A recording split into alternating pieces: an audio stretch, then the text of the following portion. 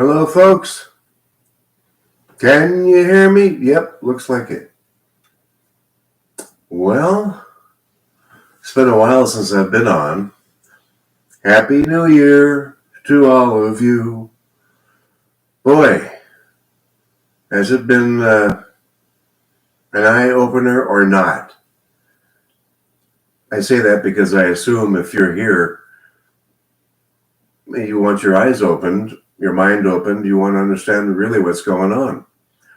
And I'm still surprised by the number of people that are clueless.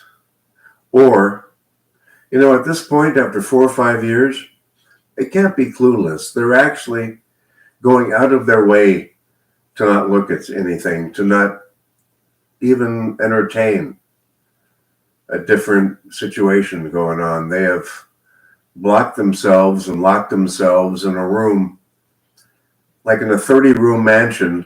They're the one room with the doors closed. Everybody else has their all the other 29 rooms are open. And it's unfortunate that is still going on now. I went out today shopping, and the amount of masks I ran into still surprises me. From 20-year-olds to 80-year-olds.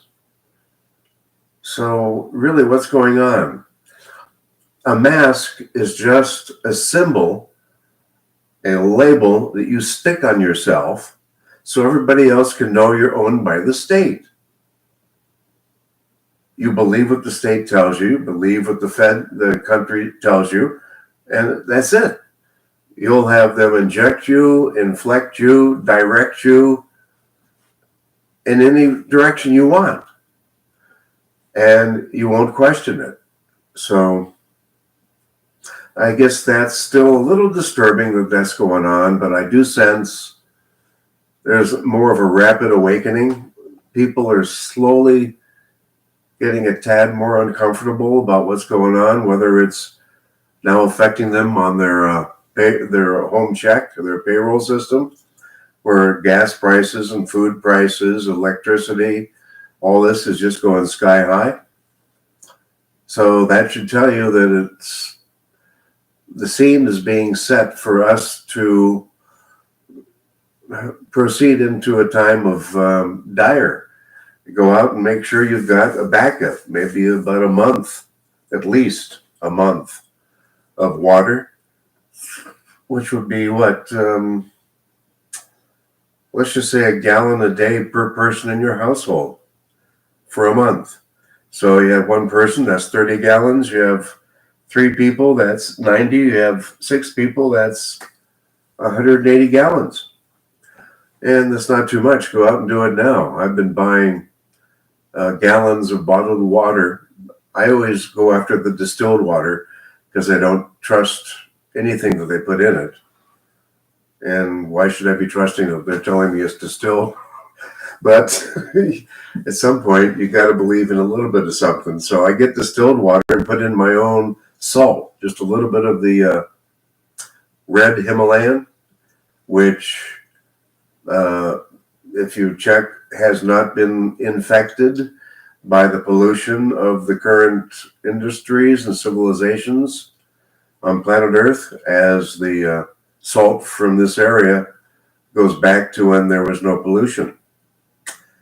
So I do that. I go out and I buy distilled water. I stick it in. I fill up my dog's little puppies, 2 of them, bowl, and put in a little. I have a salt grinder. I give it 1 or 2 swirls and put in the salt and then the distilled water. Because the one thing about distilled water really wants to be adhered to something. And when it's distilled, that means there's nothing in it, no minerals. It's just H2O. So if you just drank distilled water all the time, you would slowly start depleting a lot of minerals and vitamins and whatever from your system, because the water would be attaching to it, wanting it, inviting it in, and then when you peed, it would leave. So you always want to And the whole reason why I'm doing this, I don't trust city water at all. I don't trust bottled water because it's not standardized, it's not checked, nobody's overseeing it. So I go out and I cross my fingers that they're not lying to me about it being distilled water. I get a gallon of distilled water and I have my red Himalayan salt, and I just do a grind or two into the bowl for the dogs, or if I'm making coffee, a nice 12-cup coffee on a percolator, I'll do a little one grind twist on the grinder, the red Himalayan salt, then put in my coffee grinds and distilled water. Yummy, yummy, yummy coffee. And it's not as acidic because it has a little bit of those salts in it. So, interesting times.